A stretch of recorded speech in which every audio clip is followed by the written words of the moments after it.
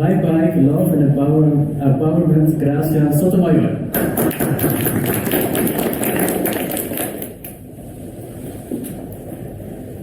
I was riding in circles. I know this figure way too good to make any mistakes. I put my feet behind the wheels, my legs behind the saddle, and I let go of the handlebar. I smile while I think about all the things that I've gone through in order to be at this precise moment, at the Artistic Cycling World Cup, representing the Peruvian flag. Let me take you back a couple of decades. I am born and raised in Lima, Peru, a Latin American traditional mindset society.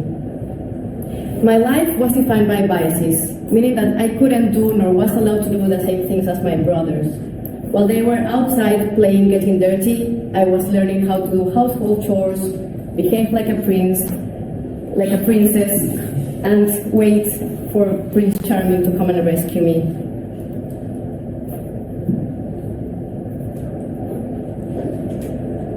I followed all the rules.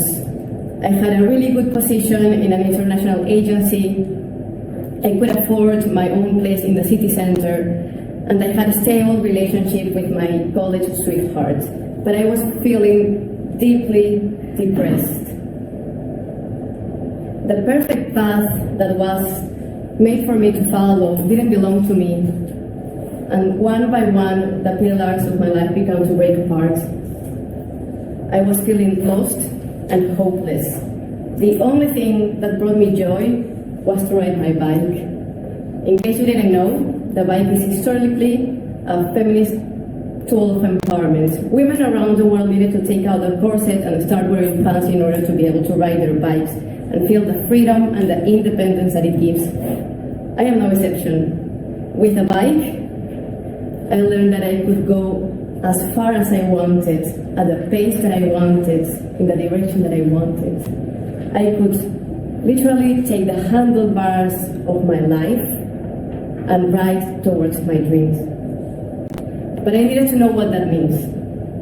So I beat my life, I sold all my possessions, left everything behind and got rid of my own identity. This executive woman started to work on the streets in Cartagena, selling tours and jewelry. I was making $10 per day, but I was feeling like a millionaire. I could ride my bike, enjoy the most beautiful sunsets, and swim in the Caribbean Ocean. Success took a new meaning in my mind. I realized that while doing the things that bring me joy, I was being true to myself. How does this relate to artistic cycling? Let's call it a stroke of luck. Stranger heard my story and decided to give me a free ticket to come to Europe, where I could have more chances. So I took fear by the hand. I took my bike through to Spain, Belgium, Germany, until I found it, artistic cycling. This mesmerizing sport combines gymnastics with the bike. How you ride your bike doesn't even make sense. You can be going backwards, standing on the saddle, laying on the handlebar. Who said there's only one way to ride your bike? Who said there's only one way to live your life? To learn artistic cycling meant to leave everything behind.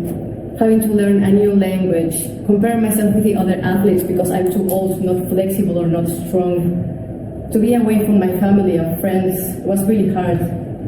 But it also meant to learn about this sport, translate the rules, use the Spanish translations to promote this sport to federations in Latin America, do some workshops with kids and see the smile in their faces while they are learning figures and tricks that they never imagined.